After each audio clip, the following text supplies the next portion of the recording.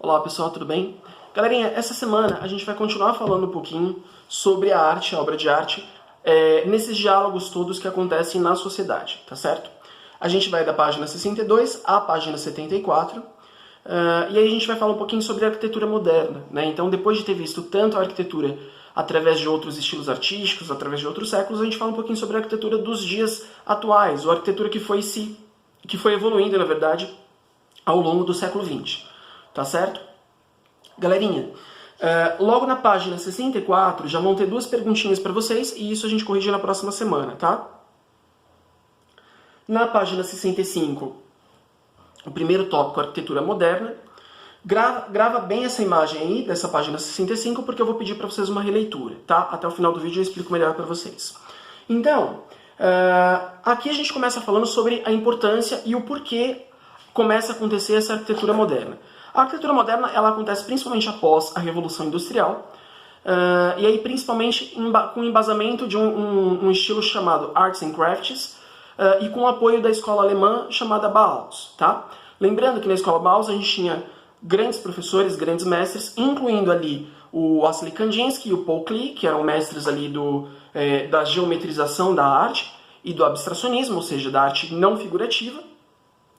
E esses elementos eles fazem com que algumas pessoas, principalmente arquitetos, enfim, engenheiros, pensem numa arquitetura que seja além da arquitetura básica, né? Que sejam prédios não simplesmente para a funcionalidade comum deles, né? Que é morar ou ter uma empresa, enfim, mas que principalmente a parte externa dessa arquitetura, ela represente um pouco do que as pessoas daquele momento estão pensando, estão passando, estão sentindo. Né? Lembrando que a gente acabou de sair ali da Revolução Industrial. Então, já na página 66, a gente vai falar desses estilos, que são autoafirmações o tempo inteiro, né? Não são simplesmente construções, como eu disse para vocês. E aí a gente fala sobre algumas pessoas que se destacam, né? Principalmente tentando trazer elementos para essas construções, como eu disse, que trazem aí um pouquinho do sentimento e das emoções da sociedade daqueles momentos em que eles estão construindo aquelas obras, aquelas edificações, no caso. Então, no caso aí a gente acabou de passar, nesse caso aí na página 67, a gente fala de um carinha que acabou de passar da Primeira Guerra, e aí ele vai tentar trazer essa fragilidade social para as construções dele, né? O nome dele é Charles Edward, e ele vai trazer um pouquinho disso, né, dessa emoção, dessas sensações aí após a Primeira Guerra, para essas construções que ele começa a fazer e desenvolver. Depois, a gente tem o Walter Gropius, que é um alemão extremamente geométrico, né, na maneira dele construir. Então, no início das construções dele, a gente até percebe que essas construções elas se igualam até galpões, né, industriais e tudo mais. Mas com o tempo, ele começa a modificar isso e começa a trazer alguns detalhes que fazem com que esses galpões fiquem diferentes, né? E saiam um pouquinho dessa linha tão industrializada.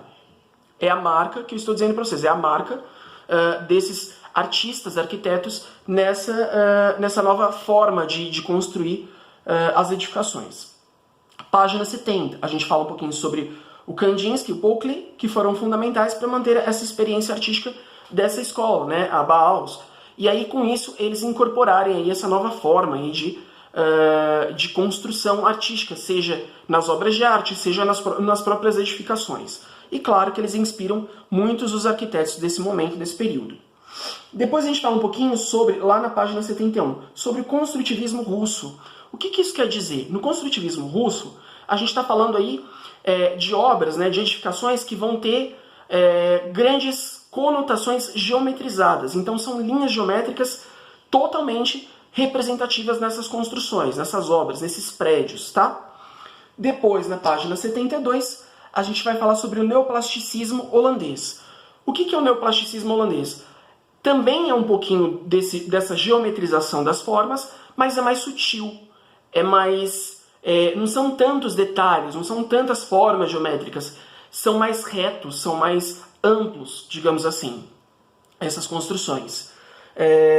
Depois a gente fala do Ludwig van der Rohe, desculpa. Depois a gente fala do Frank Ludwig, acho que é assim que soletra. E aí, esse último, Frank Ludwig, a gente vai falar sobre a construção dele, que é a construção que mais se assemelha às nossas construções de hoje em dia, né? Com uma diferença. As construções dele têm a preocupação de manter à sua volta a natureza. E tudo que está à sua volta, sem que ele tenha que tirar nada disso, né? Sem que ele tenha que afastar, derrubar nada, enfim. Essa construção existe se incorporando à própria natureza, que é algo que a gente vai ver também na página 74, tá? A gente vai ver ali uma construção no meio de uma floresta, com uma cascata, enfim, que são elementos aí dessa arquitetura moderna, tá? Pessoal, como eu disse para vocês no início desse vídeo, eu quero que vocês voltem lá na página 65 e eu vou pedir para vocês uma atividade avaliativa. Então, nada mais, nada menos do que uma releitura dessa imagem da página 65, tá?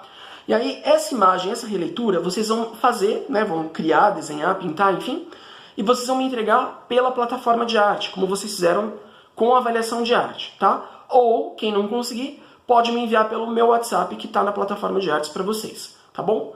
Boa semana para todo mundo, bons estudos, não esquece de me mandar, essa atividade avaliativa vale nota, tá bom? Abração, bons estudos e até a próxima.